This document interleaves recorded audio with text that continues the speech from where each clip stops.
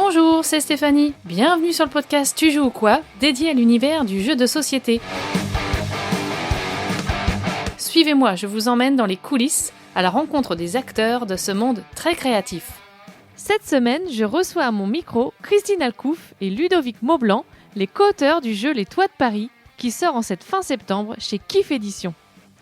Dans ce jeu de collection et de stop ou encore, vous faites partie du gang des Pi qui dérobe des objets de valeur dans les plus beaux appartements de la capitale. Le duo d'auteurs n'en est pas à son premier coup d'éclat. En 2021, Christine et Ludovic avaient imaginé ensemble Les Contes émerveillés, édités chez Gros Games.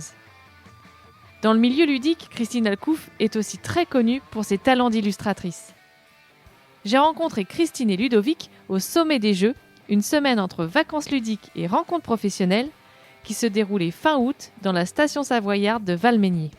Alors, je suis contente d'être avec Christine Alcouf et Ludovic Maublanc pour parler ensemble des Toits de Paris. Voilà, donc bienvenue sur le podcast Tu joues ou quoi déjà ? Merci de nous avoir reçus.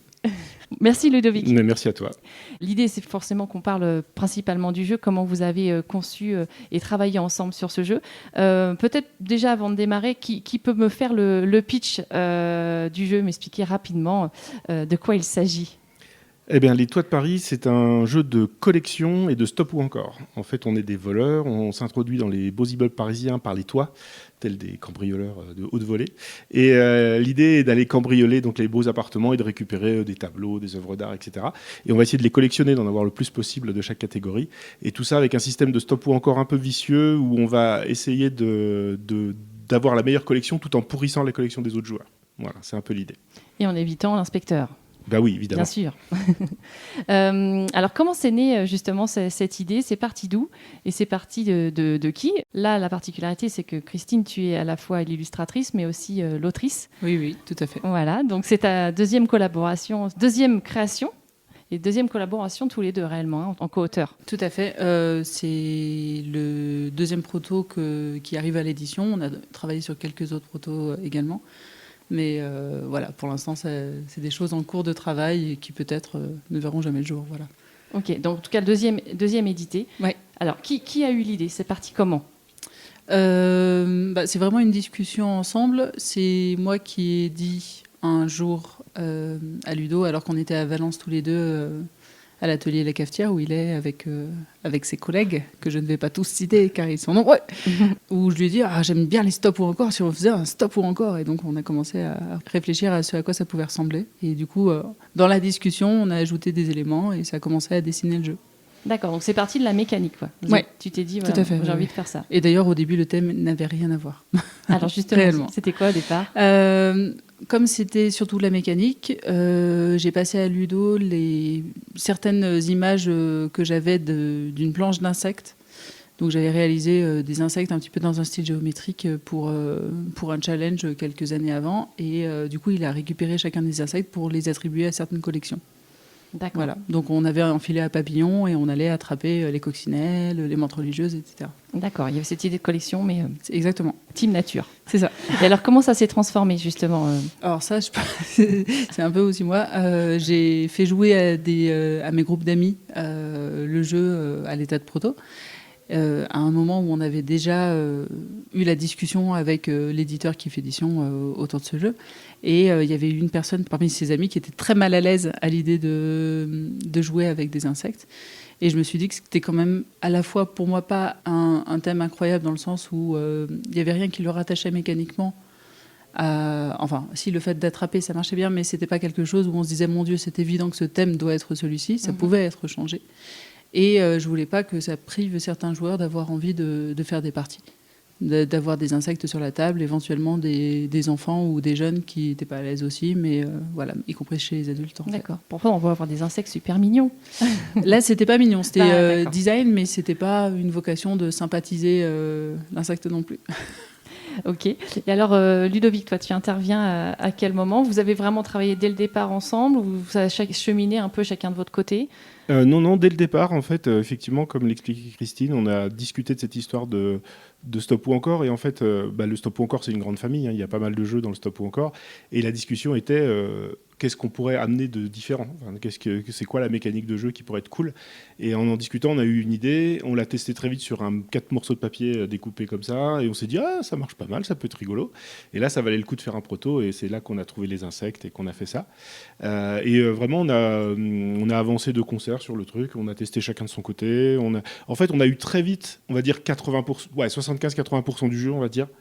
Grosso modo, c'est le scoring qui était pas clair. Et il s'avère que on a discuté du jeu le matin au petit-déj, on va dire. On a fait le proto, on l'a testé l'après-midi, et il s'avère qu'il y avait Pierrot qui était là avec Kika cet après-midi-là. Et il a vu le jeu, il a vu que c'était pas fini, mais il a beaucoup aimé le Stop ou encore, et il nous a dit oulala, ça, vous me tenez au courant, ça a l'air trop bien. Voilà. Et on savait très bien que c'était pas fini, on a testé plein de choses, et en vrai, tellement que je me souviens même plus.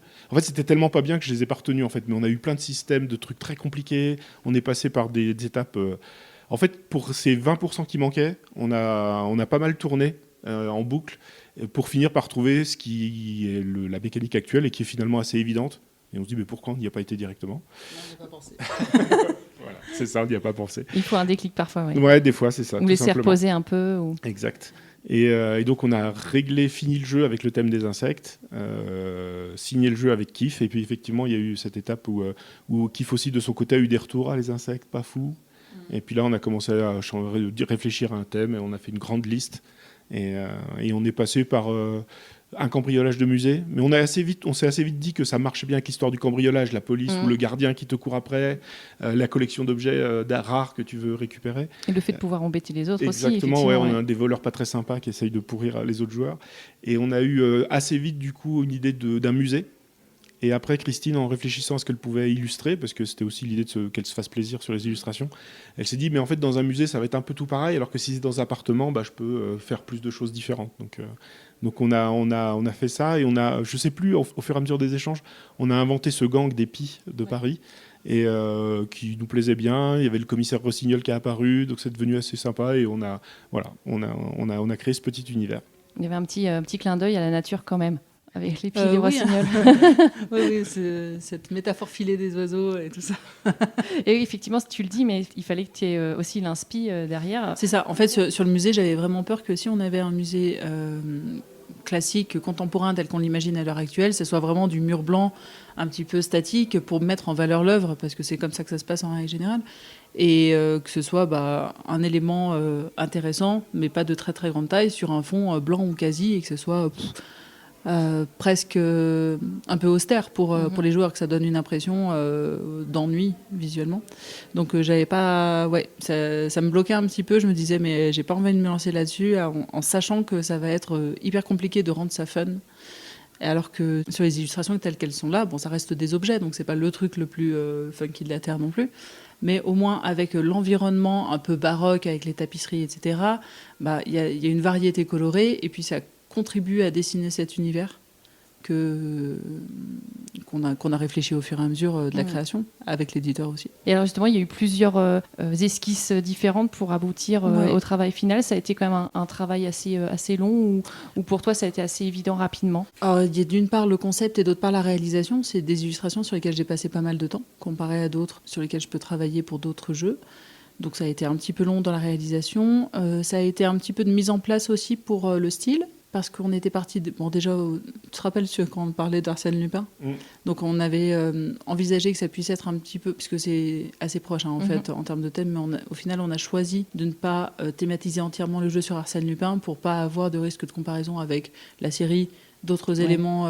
Il y a d'autres jeux sur Arsène Lupin. On n'avait pas très envie d'avoir des échos très concrets par rapport à ça. Donc là, on a créé le gang plutôt que de faire appel à quelque chose de réellement existant. Et bien pendant toutes ces étapes, en fait, j'avais fait aussi des croquis en vue d'illustrer un jeu qui aurait été tout à fait Arsène Lupin, qui aurait été probablement plus proche de quelque chose que j'avais fait, je sais pas, pour Baron Vaudou par exemple. Et donc c'est ensuite que ça a un petit peu dérivé pour aller vers quelque chose que je n'avais pas fait sur d'autres jeux du tout, avec plus de recherche, de traitement, de pinceaux, etc. D'accord. Et sur ces phases d'illustration, parce que c'est un peu différent quand tu es à la fois auteur et illustrateur, illustratrice, tu faisais des allers-retours justement avec Ludo, parce que c'est vrai que souvent l'éditeur choisit l'illustrateur et après l'auteur n'a pas forcément non plus son mot à dire. Enfin, je sais pas, c'est pas tout le temps comme ça en tout cas. Est-ce que là, du coup, vous avez travaillé de concert aussi là-dessus, sur cette partie artistique ? Alors pas trop. Pas forcément beaucoup plus que dans une collaboration traditionnelle d'édition. C'est-à-dire que Ludo, tu me diras si je dis des bêtises, mais a fait quand même pas mal de jeux et a l'habitude de cette relation de travail avec l'éditeur et de laisser la place à l'illustrateur pour pouvoir exprimer des trucs. Et du coup, il a reçu toutes les images et a vu tout ce qui se passait pour la créa graphique au fur et à mesure, mais en disant à chaque fois, je vous laisse faire, c'est cool, continuez. Voilà. Vous connaissez suffisamment bien aussi, j'imagine, pour faire Oui, confiance. puis là, pour le coup, en termes de mécanique, on a fait le jeu ensemble, etc. Mais après, la partie illustration, c'est vraiment la partie de Christine, et je me sens pas de m'immiscer dans sa partie, en fait. Enfin, et en plus, il s'avère que Kif, le principal interlocuteur qu'on a eu, c'est Pierrot, pendant cette phase-là, qui lui-même illustrateur. Alors, entre illustrateurs, je vois pas ce que je viens faire là-dedans, à donner mon avis. Je me dis... S'ils prennent cette décision, c'est la bonne décision. Mais je pense quand même que tu as probablement vu beaucoup plus au fur et à mesure que dans le cadre d'une édition traditionnelle où l'illustrateur est en communication avec l'éditeur et moins avec l'auteur. C'est juste que toi, tu n'es pas intervenu plus que ça. Et merci pour ça, parce que ça m'a probablement simplifié la vie quand même. Oui, peut-être les rares fois où j'ai dit un truc, c'était sur les iconos pour que elle soit aux bonnes places, etc. Mais pour tout ce qui est le look, l'aspect, etc., c'était vraiment votre partie à vous. En tout cas, le rendu final est vraiment superbe. C'est vrai qu'après, il y a la partie direction artistique qui joue aussi, mais avec les dorures, c'est un beau travail. Franchement, le résultat, il est top. Sans connaître le jeu, on a déjà envie d'ouvrir la boîte. Quoi. Ça, clairement, c'est clair. c'est un thème et des illustrations qui appelaient la dorure quand même. Ouais. C'est-à-dire que dès le départ, on avait un peu cette idée, si c'est possible, ça serait bien d'avoir de la dorure, et je suis contente que ça ait pu être le cas et qu'elle ronde aussi bien. Alors personnellement, c'est vrai que je suis pas très stop ou encore, ouais. Et je me suis bien amusée, clairement, parce qu'effectivement, le côté de pouvoir bien être stratège et bien pourrir aussi, attendre le bon choix de cartes pour pourrir le jeu des autres, ça prend tout son sens. Même si d'une partie à l'autre, ça peut complètement avoir rien à voir. Enfin, nous, on a joué aussi 2 enfants. On a été très sages en fait. Vous n'avez pas osé faire des crasses les uns aux c'est autres. Ça, on a été très sages, mais donc Pierrot qui était pas loin, il n'avait jamais vu une collection de plumes aussi grosse apparemment. Ok. Je ne sais plus combien il y en avait, 18 je crois. Waouh, effectivement. Oui, en fait, on peut vraiment y jouer comme un stop ou encore un peu classique, on va dire. Et c'est assez marrant de voir les gens jouer. Et en fait, à un moment donné, ils jouent et ils se rendent pas compte, ils prennent des cartes et ils se rendent compte que ça fait exploser. Ce qu'ils ont fait a fait exploser les trucs. Il fait, on peut jouer comme ça en fait. en fait, tu peux jouer pour ton bien personnel, on va dire, pour ta collection, mais tu peux aussi jouer en faisant une collection moins forte, mais juste pour embêter les autres. Et quand les gens, en fait, il y a ce moment dans le regard quand tu vois que les gens autour de la table ont compris qu'en fait, il y avait un truc un peu planqué et qui peuvent être très méchants. Ça, c'est vraiment un très bon moment autour de la table. Oui, il y a un côté satisfaisant. Ouais. Voilà, si on a envie de bien pourrir le jeu, on peut. Ouais. Ludo, ce serait plus compliqué pour toi de prendre la casquette d'illustrateur? Oui, complètement. Oui, Alors, il m'arrive parfois de faire 1 ou 2 dessins pour un proto, mais ça n'ira pas au-delà de la qualité d'un proto. On est d'accord. Oui, j'aime bien dessiner, mais faut être conscient de ses limites à un moment donné. Soyons raisonnables. Et alors, donc vous aviez déjà effectivement un premier jeu édité tous les deux. C'était il y a 2 ans. C'est ça, Les Contes émerveillés, donc chez Greux Games. Et j'avais entendu une interview où tu te sentais pas trop légitime sur la place d'auteur, enfin en tout cas sur ce premier jeu. Est-ce qu'aujourd'hui, ça y est, tu te sens réellement autrice? Je dirais que c'est un peu pareil. Non. Je suis tout à fait consciente qu'en premier lieu, je suis illustratrice. C'est-à-dire que même dans le cadre des Toits de Paris, quand j'ai un regard sur le jeu, évidemment qu'on a une discussion mécanique, etc., et qu'on travaille ensemble à la création de ce proto. Mais au fur et à mesure les retours que je fais, par exemple, sur la maquette finale, sur le PDF qu'on va envoyer à l'imprimeur, c'est avec un œil d'illustratrice, parce que je suis avant tout illustratrice malgré tout. On n'a pas besoin de choisir ou de dire je suis que ça ou que ça, c'est pas vrai. Mais je constate bien que ma manière d'appréhender, elle est très visuelle, et elle est vraiment dans l'ergonomie et dans la lisibilité des couleurs, est-ce que c'est conforme à l'image, etc. Donc en ça, je dirais que je me sens quand même bien plus illustratrice. Voilà. Oui, mais l'un ne va pas sans l'autre. Enfin, quand on aboutit à un jeu, c'est tout un ensemble quand même. Oui, non, mais puis Ludo est très, très bien là-dessus, à rappeler que le jeu, il se fait parce qu'on est 2 à le faire, et que peu importe le temps passé sur la réalisation des prototypes ou les tests, etc., c'est vrai que s'il avait été là ou si j'avais pas été là, le jeu serait pas celui-là, quoi, en tout cas.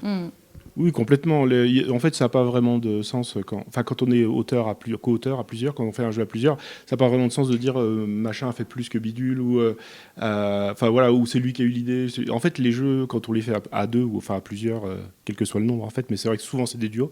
Le fait qu'on fait un jeu à deux, il naît d'une discussion, d'une envie commune de faire un jeu dans un tel ou tel style. Et en fait, cette envie, souvent, elle n'existe pas si on n'est pas deux à discuter et à faire cette chose. Donc effectivement, sans Christine, ce jeu, il n'existe pas.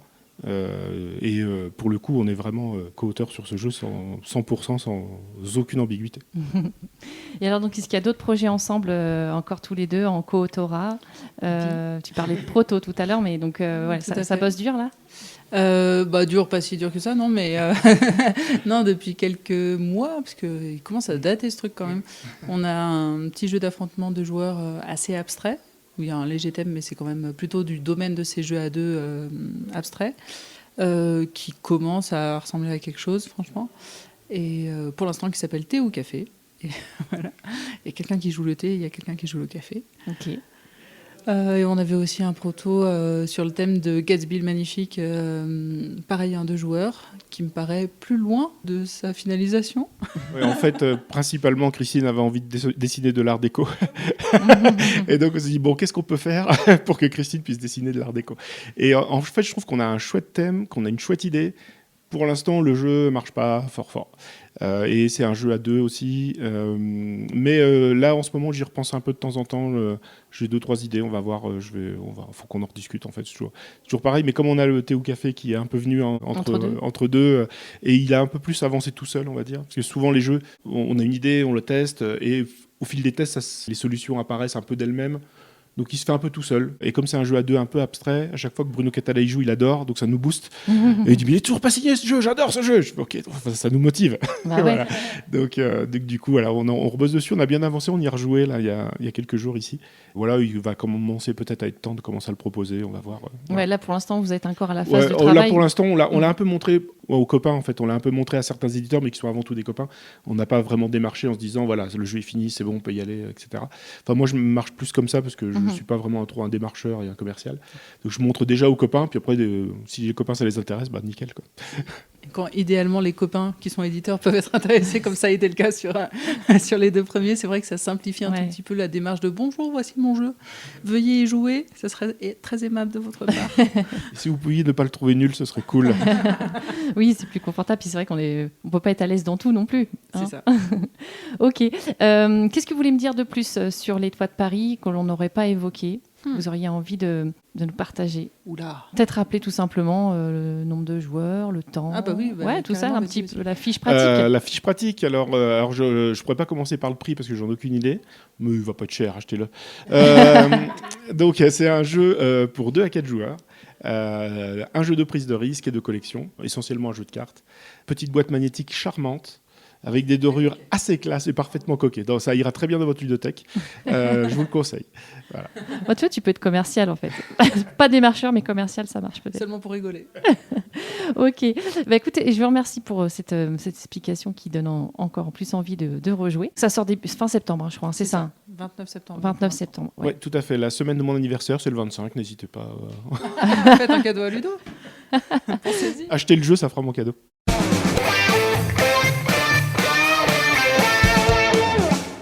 Alors, je vous propose de terminer le podcast par un petit portrait chinois ludique de 3 questions. Vous répondez comme vous le sentez.